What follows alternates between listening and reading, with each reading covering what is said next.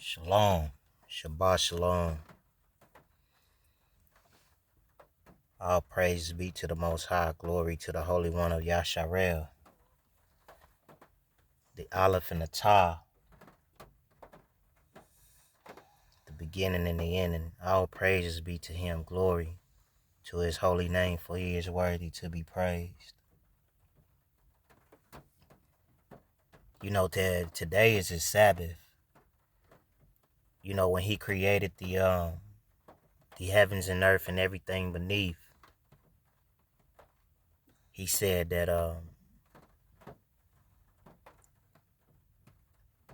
it was evening then day, and that was a day. So our true day is from evening to evening, basically. You just gotta go read it. You know what I mean? But here, I'll read it for you. Let me go there real quick.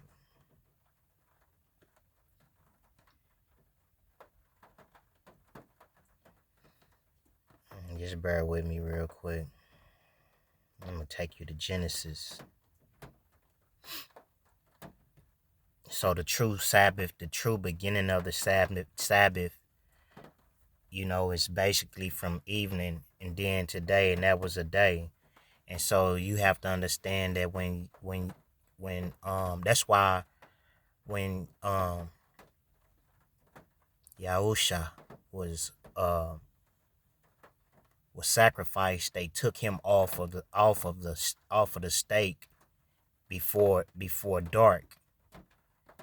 Because they prepared the sacrifice before dark, because when you go back and you read the story of the Passover, they were to sacrifice the lamb, and then they were supposed to put the blood over the doorpost, and I forgot what it was called, the little and the doorpost or something like that, and go into the house and stay in the house and don't come back out until day. So the most high's word doesn't lie, so I'm trying to find something real quick just to kind of relay the message to you.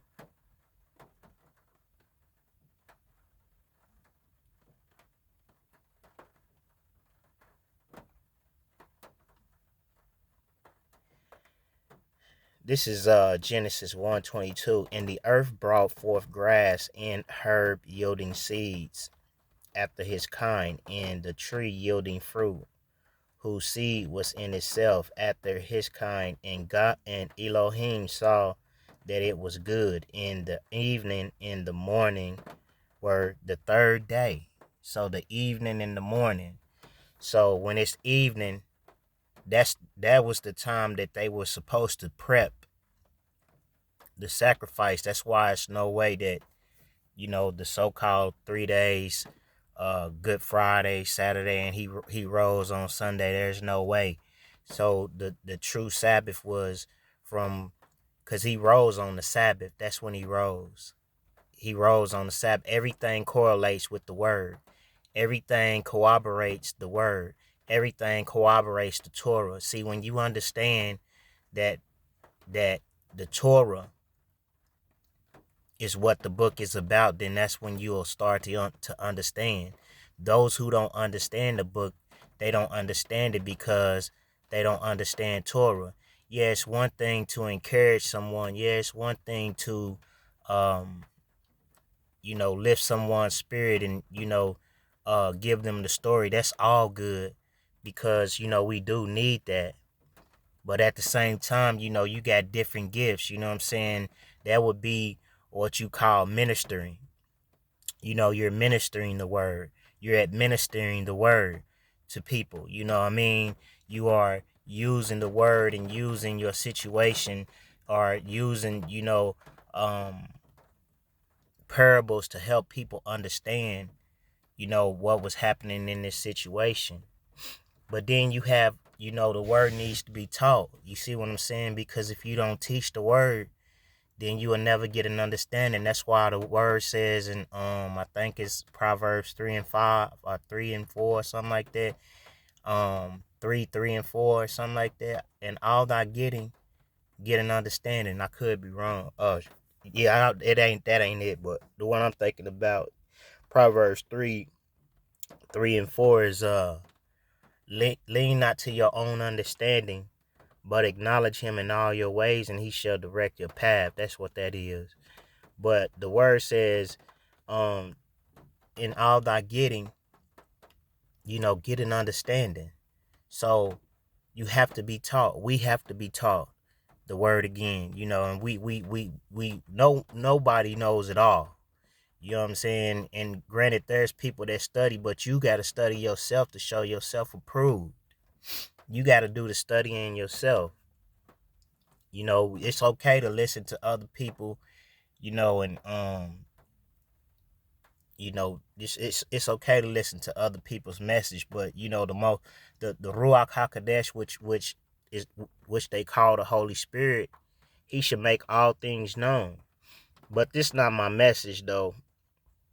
My message is about the week, is about the Sabbath, because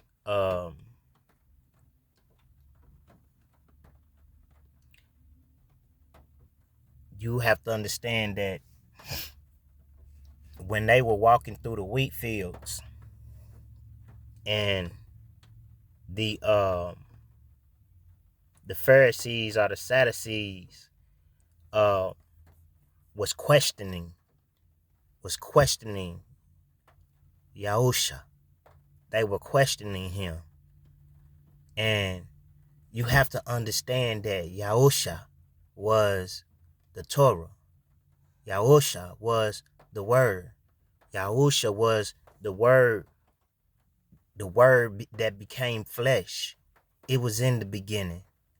And so when they was walking through the wheat fields, and I'm trying to find the scripture, I don't really ever plan for nothing. I just, the spirit speaks to my spirit, and I just give you what the spirit give you. I don't do things the way other people do things, but trust me, Elohim knows that my relationship with him is solid as a rock. You know what I mean?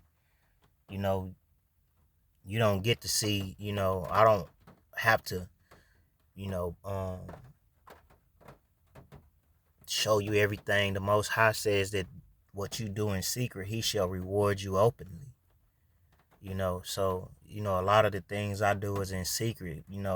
People think because, they don't see me jumping and screaming and shouting and doing flips and dancing that, I don't got no relationship, or they don't see me, uh, just doing all these things, which is just, my praise and my worship is in the way I live. That's how I look at life.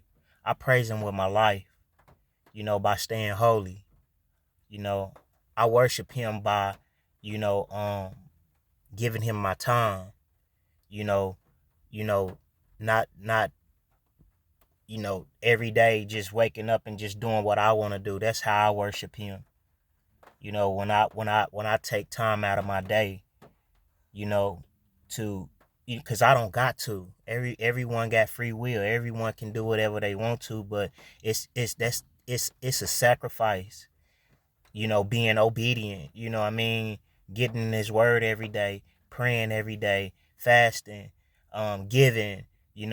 Being benevolent. These things. These are sacrifices. I mean, even though obedience is better than sacrifice, the obedience comes when you keep the word. That's what he's talking about when he's saying obedience is better than sacrifice. Because when you go back and you look at the sacrifices, that you had the wave offering, you had the tithe, you had the sin offering, and all these things. So if you are obedient, you don't gotta worry about those things. If you're obedient, you're presenting yourself as a living sacrifice, holy and acceptable, for this is your reasonable duty. So You have to be obedient to the word. And that's why you always seen the Pharisees and the Sadducees questioning, Yahusha. They question him. Well, is it lawful? Is it lawful to eat wheat on the Sabbath? Why do you and your disciples on the day of the law go about eating wheat, picking wheat, which is unlawful to do? He asked them. That's what the Pharisees asked him on that day, on the Sabbath day. But see, you have to understand, because these are dark sayings, these are parables. He talked to his disciples, in parables. You know what I mean? If you follow the word, if you live by the Torah, if you live by the laws, the statutes, and commandments, you are a disciple. If you are not participating in the things of the world, if you're not, fornicating, if you're not being covetous and idolatrous and lascivious, and if you're not being lewd, if you're not being all these things, then you are a disciple. You are holy. You are set apart. So I wanted to read something for you.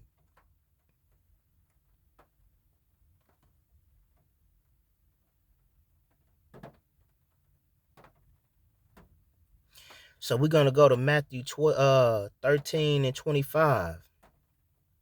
So you have to understand that everything correlates. Everything complements. Every verse complements, line up on line, precept upon precept, line up on line, here a little, there a little. So everything is complementary of itself. You know what I mean? So you have to understand what the wheat was. So let's take you and show you what the wheat was. So the kingdom of heaven is likened unto a man which sowed good seed in the field. But while man slept, his enemy came. So the wheat is the man and the woman that serve Elohim. Those are the wheat.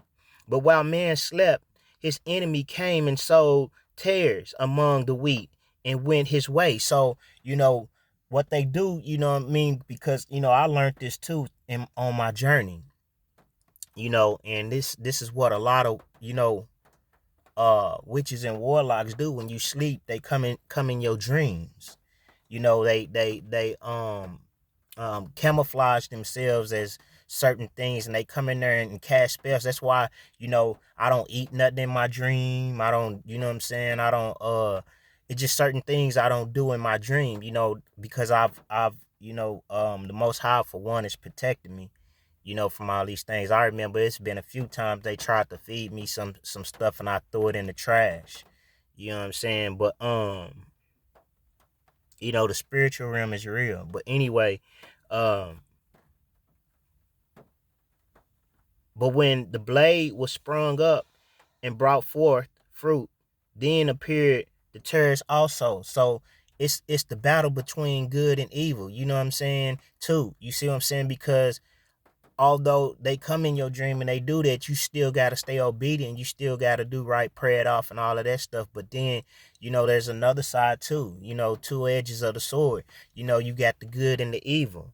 You got the ones that's keeping the law in the Torah. Here, look, check this out. Let's go over here to Matthew 5 and 17. Think not that I come to destroy the law or the prophets. I am not come to destroy, but to fulfill. For verily I say unto you, till heaven and earth pass, one jot or one tittle shall in no wise pass from the law. So the law is Torah. The Greeks changed it to law. It's supposed to be Torah there, because Torah is the law, the first 5 books. That's how David beat Goliath. Till all be fulfilled. Whosoever therefore shall break one of these least commandments, and shall teach men so, he shall be called the least in the kingdom. So these people that are teaching the word and not living it are the least in the kingdom, although they might look like the greatest. Because the enemy has a way of making what looks good, what is bad, look good, and what's good bad. That's why Isaiah said in the last days they should call evil good and good evil. Um, he shall call he shall be called the least in the kingdom of heaven, but whomsoever shall do and teach them, he shall be called great in the kingdom of heaven. For I say unto you that except your righteousness, we know that the Torah is righteous. Deuteronomy 6 and 24, 25. For I say unto you that except your righteousness shall exceed the righteousness of the scribes and the Pharisees, ye shall in no case enter into the kingdom. Let me take you over there to Deuteronomy real quick and read that for you so you can know what righteousness is. See, the Bible, the scriptures affirms itself. You know what I mean? Like, I mean, in the recent past, I do a lot of talk because I don't, I mean, I don't really write stuff down and stuff like that. So I don't, and I have a hard time memorizing things. But let me make sure. Let me see. Yeah, 6 and 24.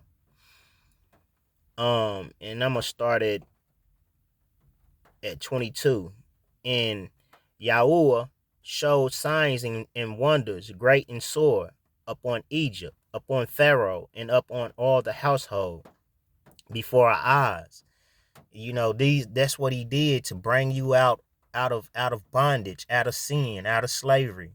you know um and he brought us out from thence, that he might bring us in to give us the land which he swore unto our fathers, a land flowing with milk and honey, a good land, a, a land that produced. You are the land that produced fruit. And Yahweh commanded us to do all these statutes, to fear Yahweh our Elohim for our good always. That's why he said to fear Elohim, or to fear Yahweh with all your heart, your might, and your soul, and to love your neighbor as you love yourself, that he might preserve us alive as it is at this day. And it shall be our righteousness. That's 25, 6 and 25. In it, Deuteronomy 6 and 25, in it shall be our righteousness. This is why Jeremiah said that our righteousness is like a filthy rag. This is why the Pharisees and Yahusha disagreed.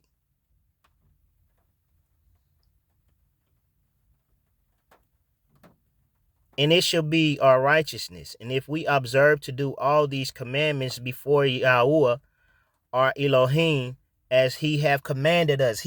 What is a command?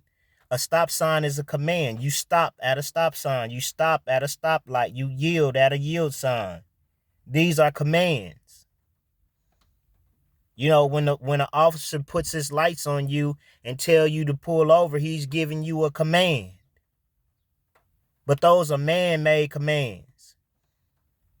And these are the spiritual commands. It's like the federal law, and then the state law. You got the federal constitution, and then you got the state constitution.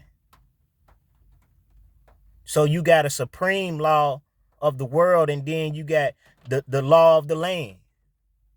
Both of them have to be coinciding, but I ain't going. Let me take you back to where I was gonna take you.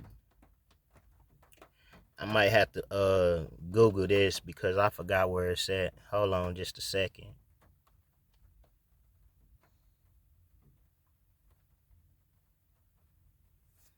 The story of Jesus' disciples walking through the wheat, eating the wheat in the Bible.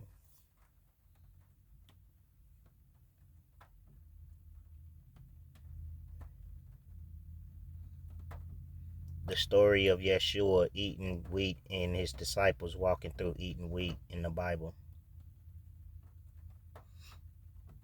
Okay, so this is going to be Matthew 13:24. So we're going to go over there real quick.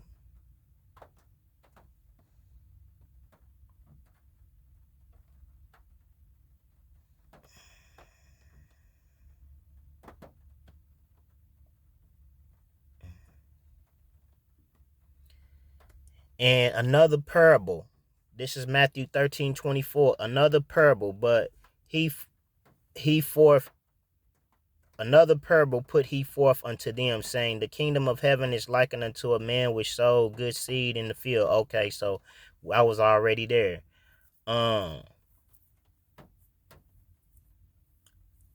Yeah, we was just reading that. So the servant of the household came unto and said unto him, Sir, no, that's not the one I'm looking for. Hold on just a second.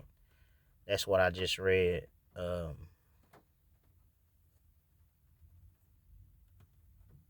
Hold on.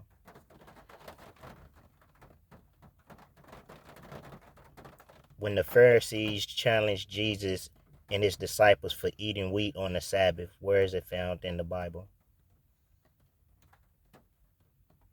According to Center for Holy Land Studies, but when the Pharisees saw it, they said to him, Behold, your disciples are doing what is not lawful to do on the Sabbath. Okay, so I'm going to take you there and I'm going to read it myself.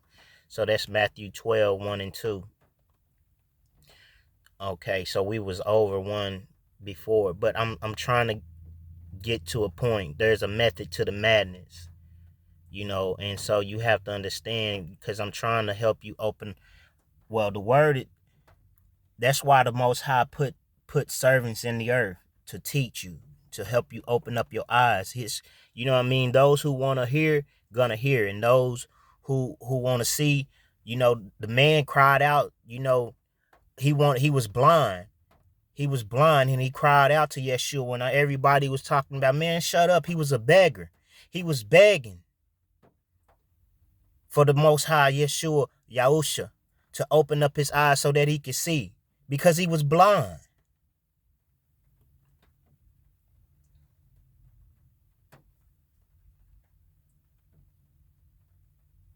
He was a blind man, so he wanted his eyes open, but they didn't want their eyes open. They want to keep walking in error. That's what it means to be blind, to walk in error. To continue to continue doing what's wrong, knowing to do right. That's why Yahusha said, to him that knoweth to do good and does it not, that's when it is a sin. That's why they don't teach you correctly in the scriptures. In the church, that's why they don't teach you correctly. And they know to do right. They read this and you're going to be held accountable for that.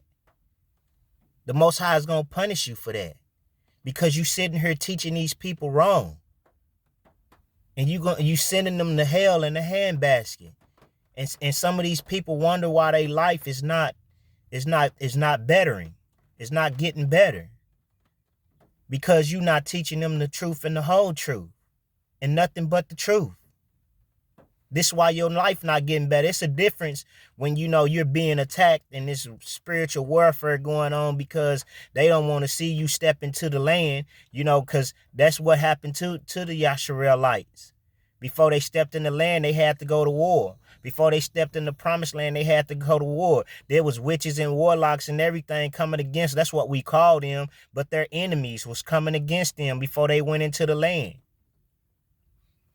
Because they heard of the Elohim that we served and how renowned he was. They heard of the miracles that he did to bring us. They heard of the things that he did to bring us out of Egypt, out of bondage. At that time, Yahusha went on the Sabbath day through the corn, and his disciples were in hunger, and began to pluck the ear of corn to eat. Oh, so I had it wrong, but it was corn instead of wheat. So excuse me. But when the Pharisees, I'm trying to make a point though. I'm making a point. I'm getting there. You know what I mean? But when the Pharisees saw it, tarry with me. Tarry. That's what Elijah told Elisha to do. Terry, he trying to make a point. He trying to show you that the Elohim of heaven and earth is real. He trying to show you this. So that you can get on your journey, so that you can start to serve him and know him and build a relationship with him. That's up to you. That ain't up to me. All I could do is, you could lead a horse to the water, but you can't make him drink. But when the Pharisees saw it, they said unto him, Behold, thy disciples do that which is not lawful to do upon the Sabbath. Now they trying to challenge the word about what's lawful. They trying to challenge the Torah, walking in flesh. That's what they challenging the word. They challenging Yahusha. They challenging him. Yahusha, they challenging him. They challenging the word. They challenging the Torah. Is it lawful? Because they living by the Talmud, by the oral law of man.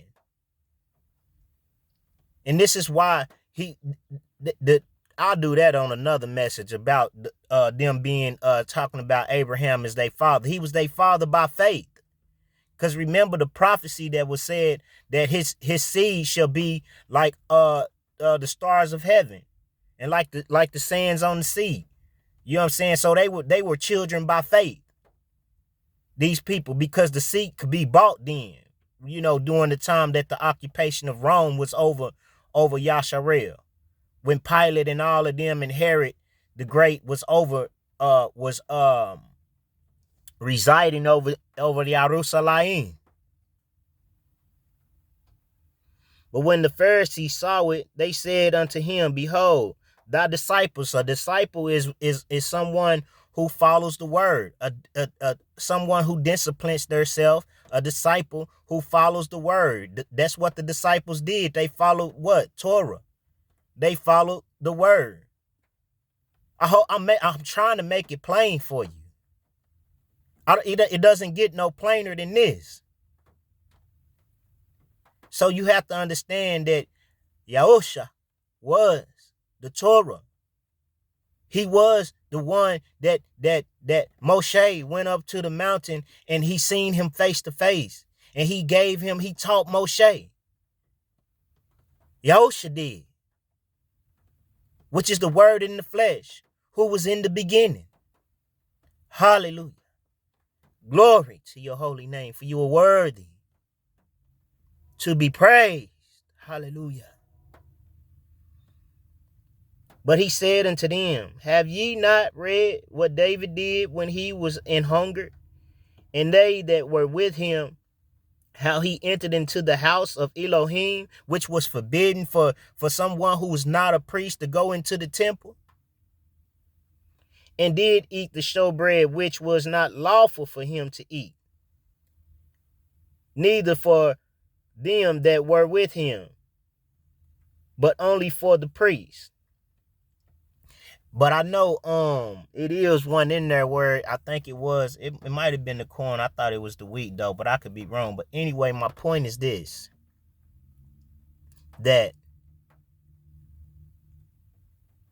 they were trying to challenge the Torah, the living word, the walking word, the word walking in flesh. They were trying to challenge him about the Sabbath. But see, this is what you got to understand. That's why it's so very important for you to go read the Old Testament. It is imperative for you to do that. It's imperative for you to stop allowing people to teach you this word and go read it for yourself and get an understanding for yourself. It's so imperative for you to do that. Nobody can help you get into the kingdom of heaven. You got to do it yourself. And it's not easy. Being cheesy, it's not easy. You got to go. It's a sacrifice, man. It's a sacrifice, man. It's obedient. Man, it take a lot to put aside, the worldly things, to put aside the world while everybody out kicking it and having a good time, you know what I'm saying, and riding their motorcycles and, you know what I'm saying, living it up. It's a sacrifice. While everybody out kicking it and enjoying themselves and the fruits of their labor, you know what I'm saying, from whatever. It's a sacrifice, man. It ain't easy. Putting the world to the side. Walking off your job because, you come from amongst them and you be ye separate. thus saith the Elohim, and you allow the Most High to take care of you, you know what I'm saying, to provide for you, because he is our provider.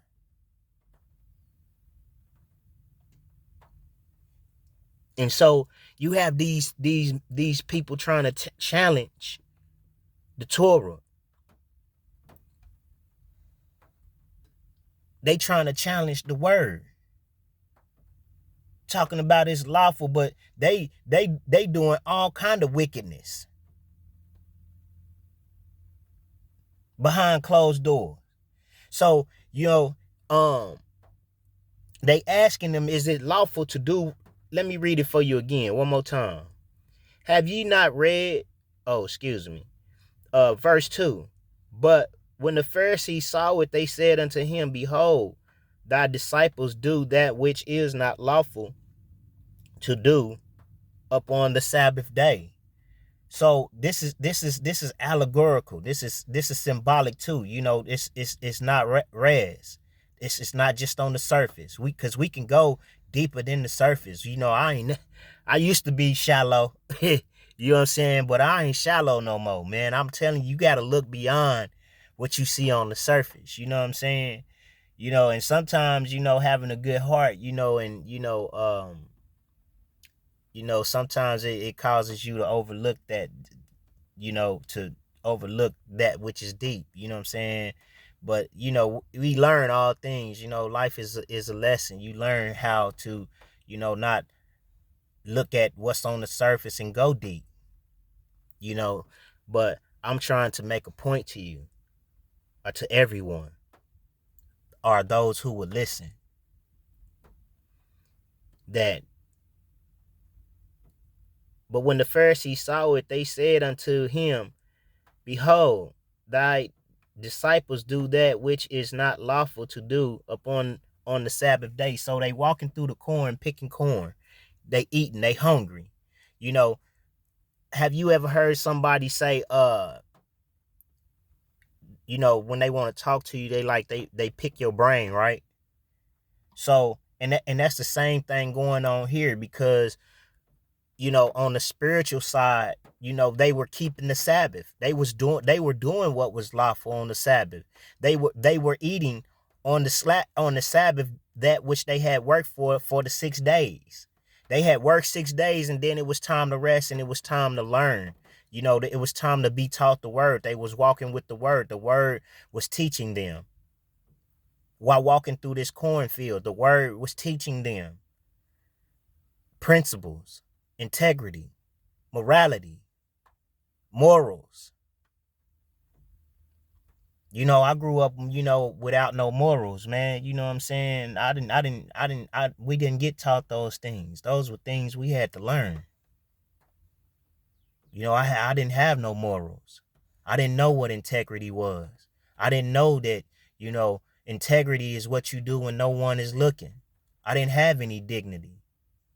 I wasn't reliable. I wasn't dependable, because I didn't know what those things meant then. But when I started to follow the word, when I started to live the word, when I put childish things behind me and became a man, it took a long time. The Most High was patient with me, and he chastened me, because whom he loves, he chastens. And he don't just do that for me, he'll do that for anyone. He protected me through a lot of things, man. Like, I ain't gonna even lie to you, man. I shouldn't be here right now. But he saved me. And he rescued me from myself, from this world, and from the enemy. And he's no respecter of man. But I did the work too. Being hid on the backside of a mountain, reading the word while people was kicking it and doing what they wanted to do. Don't get me wrong. Sometimes, I would look, at them, and I'd be like, man, it just seemed like so much fun over there. They kicking it and, what I'm saying, getting to do it. Man, I'm over here doing nothing, man. Life is passing me by, but it's not really passing me by. I'm grabbing a hold of life. The enemy, the devil, will try to make it seem like life is passing you by, but when you lose your life, you gain it. So, and this is what it was talking about. I think in other chapters, though, it talk about the wheat. It say it's in the wheat or something like that. Let me see. Mark. Yeah, I think it is Mark. Let's go to Mark 2:23. Hold on. Because I think that it talks about it was wheat in Mark 2:23. Let me see. And it came to pass that he went through the cornfield. Oh no, they both say cornfield, so I was wrong. And so it was corn, it wasn't wheat, but it's still the same thing. Because unless a kernel of corn fall to the ground and die, you gotta die. You gotta die to yourself. You gotta die to the word. This is why Paul said that we die daily.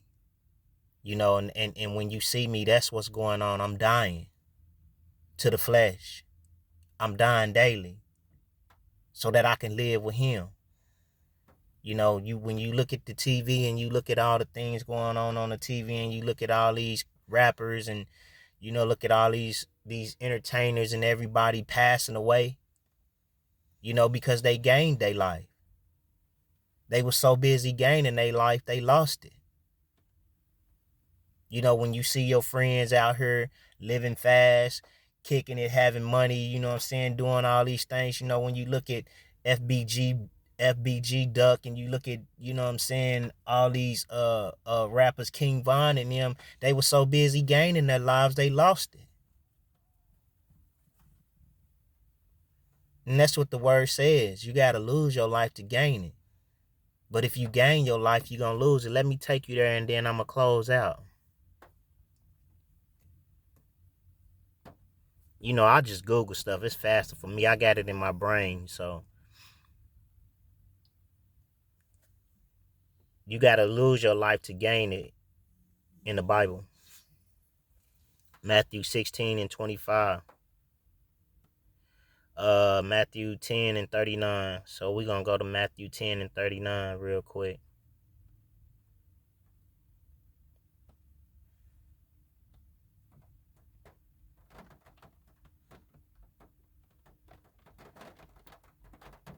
It's raining here. The latter rain is coming. 10:39.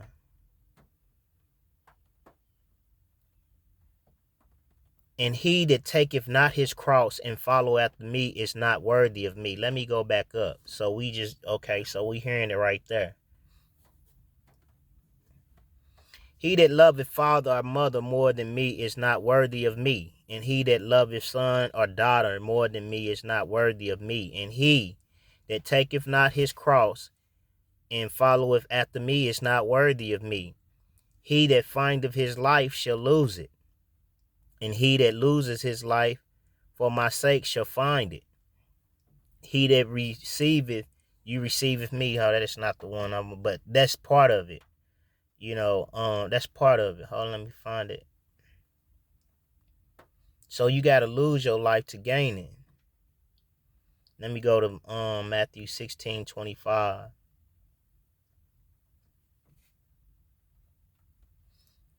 For whosoever will save his life shall lose it, and whosoever will lose his life for my sake shall find it. So there it is right there. Whosoever will save his life shall lose it. We so busy trying to save our life because, and I understand, don't get me wrong, the Most High understand too, but that don't make it right.